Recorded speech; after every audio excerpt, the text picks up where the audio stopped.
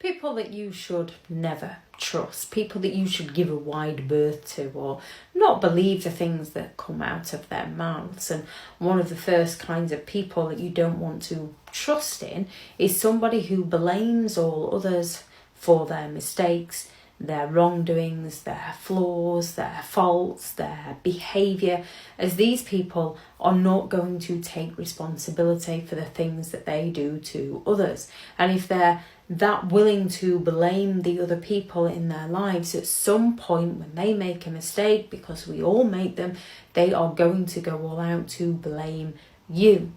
People who shame others. People who shame others are looking to strip other people of their confidence so the narcissistic people can continue with their arrogance and their belief that they are special.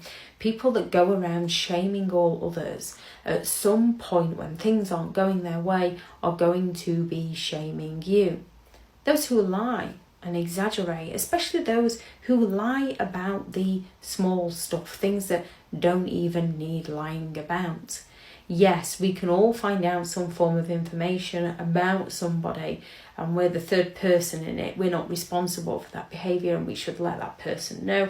But we're a bit, I don't really want to be the bearer of bad news and they're probably not going to believe me anyway, and it sends you into a big overthinking thought process trying to work out what's best to do.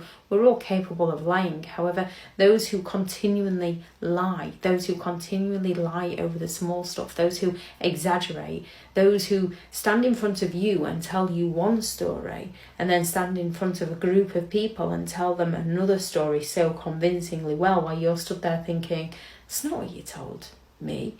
Those people are the kinds of people you want to avoid because you can't trust them. Those who deny all knowledge of things that you know they definitely did do. They're lying to you and they're very untrustworthy. They're not going to take responsibility for their behaviour. Those who gossip about people, those who come and gossip to you about people will be gossiping about you to people. Yes, we can all have those one or two people within our lives that just know how to wind us up, that just frustrate us, that just have those narcissistic tendencies where we just think unbelievable and we have to get it off our chest. However, most people will have like one or two people that they confide in, and they will only have like one or two people that they just cannot gel with.